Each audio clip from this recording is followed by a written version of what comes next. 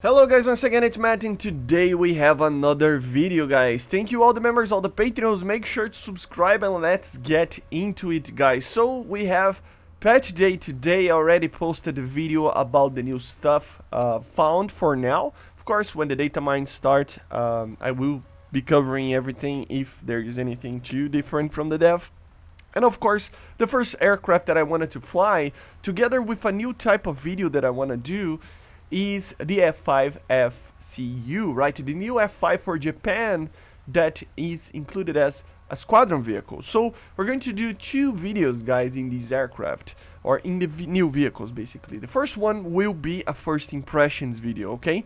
And later, after a couple of days or more, I don't know how I'm gonna do that, I don't know about every single vehicle that was added, but for the main ones, I will do a proper review of the aircraft. What is the aircraft? How to fly it? Everything like that.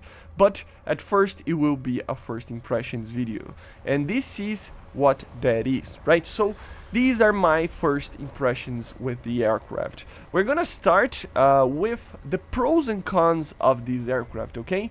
It is, at first, of course, a very similar aircraft to the normal F5s. It is pretty much that. The only thing that really matters is that it has one of the coolest skins, in my opinion, for an F5, together with two weapon systems that are new to the F5. So the first one, of course, is the Python 3 that was already in the game, and then we have the AIM-9P4. The AIM-9P4 is the same AIM-9 that you already know, but it has basically an AIM-9L seeker. So it is an AIM-9P with the performance, burn time, turn, everything like that from the AIM-9P, but it has an all aspect seeker, okay?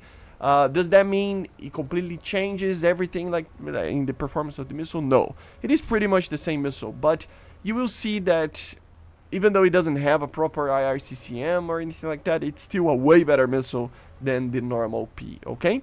So let's go for the pros and cons. The cons, I think, are more likely for you to actually notice. Why? Because you are facing a lot of fourth generations, you know. So yeah, I think the main con of this aircraft is that it is still an F5, right? So it has one big flaw. It doesn't have what I call a reach. I normally say reach for when you know, you have basically an offensive way of dealing with targets. As you see in this maneuver, a defensive maneuver of any kind in this aircraft is amazing. It really, really is. But the thing is that when you are in an offensive position, you don't have the reach. And what I mean about reach is that it doesn't have the speed to be on the offensive, so it cannot surprise attack anybody normally. You know, you will notice that a lot of people just see you coming all the time, just because you are kind of slow. You're really slow, actually, compared to some of these aircraft. And I'm not talking about max speed. Max speed is pretty alright. As you can see, it can go supersonic at low altitudes, right?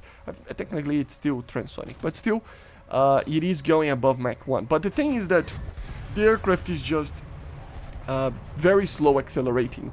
Why? Because, as I said, it is still an F5, so it doesn't have that ability to reach targets in a very fast manner and with that get people by surprise, okay?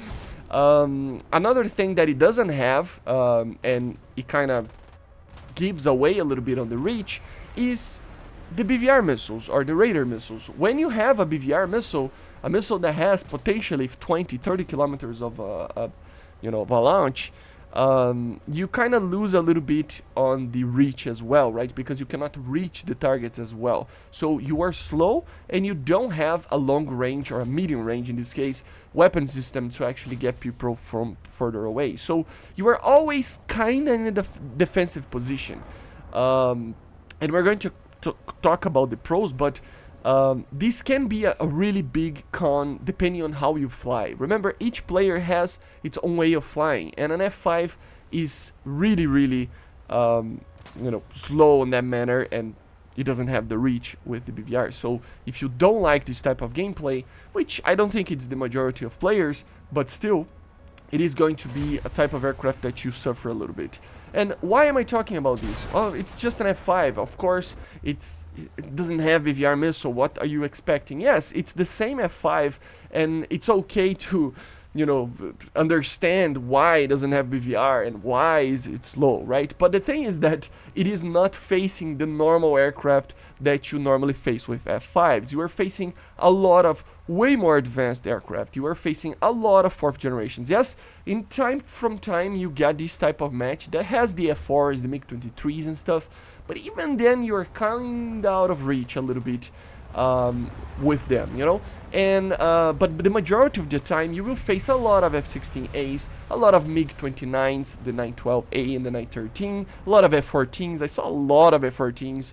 So yeah, when you are facing those aircraft, this lack of reach that I was talking about is really prominent. But it's not all bad, of course. As I was saying, while it lacks the ability to be on the offensive side normally, because people notice you, and you will notice you missing missiles because people will just see you coming and drop flares and stuff. On the defensive side and maneuvering side, dogfighting side, it is probably one of the best aircraft that you will have in these BRs, you know. It is amazing. Of course, it is an F5, guys, and this is improved with 2 missiles that really do help. The A9P4 really does help a lot when, especially cold aspect shots, you know, because even though it doesn't have a proper IRCCM, you notice that the missiles like to maintain the lock, and the Python 3 can do that on especially F4s, F14s, things that are really hot to fire upon, right? And the Python 3 is a great, one of the best dogfighting missiles in the game, especially in such a low BR, right? So although yes, in the offensive side of things, you will lack a little bit compared to the aircraft that you are facing, on the defensive side of things, when you are actually being attacked, you can easily outmaneuver almost every aircraft instantly and get a very cool you know, turn around at the dogfight and actually get the kill. So this is where you kind of need to think about when you are flying these aircraft. This is the main pro of like the best thing about it is that if you are attacked, you are in one of the best aircraft to get things around and make them overshoot, you know, make them not be good enough for actually getting the kill on you, right? And this is where I think you need to have this in mind, because if not, you will see that some matches end before you even like get into it really properly, because the aircraft is kind of slow. So you need to be a little bit more proactive on where you are positioning your aircraft. I'm not saying just jump on 10 enemies at the same time and get killed really quickly. I'm just saying, you know, be a little bit more, a little closer to where the match is, and that will make you get a lot of kills. Getting the furballs. This is the type of aircraft to get in the middle of the furballs. If it was already that when it was at 10.3 or 7 or whatever, at 11.3 this is even more prominent, because if you don't do that, you will not get a kill. This is how much lack of reach that this aircraft has.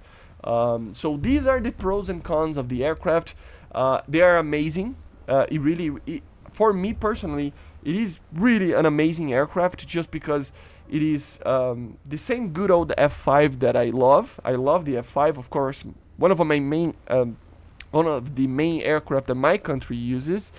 So of course I will love something like this. And of course it's very similar to the 90s, you know, F-5E from Brazil, right? Because of the Python 3s. So it really kind of, I hope some Brazilian guy, like, or maybe you can use the other ones, I don't know, or use a Brazilian skin on this aircraft or something like that. I will probably do that. Just because of the Python 3, right? So yeah, very interesting aircraft. Don't expect anything too different, but it has these little things. The new missiles together with the new BR really change it up a little bit on how the perspective of flying this aircraft is going to be, okay guys? Of course, in the air-to-ground roll, not really particularly amazing, but it does have the AGM-65Bs. which I particularly don't like too much, but it can be used to kill tanks, and it is a pretty good missile in general as a TV missile, right? So you can use that, and of course unguided stuff. That all part of air-to-ground is basically the same as the F-5E. You just have a larger or a bigger BR to face, so be careful with the panzers and whatnot, you know, that you will be facing from time to time in the air-to-ground role. But yeah, guys, this is my first impressions of the F5 for Japan. You know, hopefully they add more Thai aircraft. And yeah, I might do a whole review video about this aircraft. I don't know if it's enough to actually make it to in the review part that I will like to actually do, but still I will for sure do one, for example, on the F20, so I might do one on the F5. Okay, guys, but anyway, these are my first impressions. Take that as you will. Of course, this is only my opinion on the aircraft. I hope you enjoyed. Make sure to subscribe, always helps a lot. Click the like button, and I see you guys on the next one.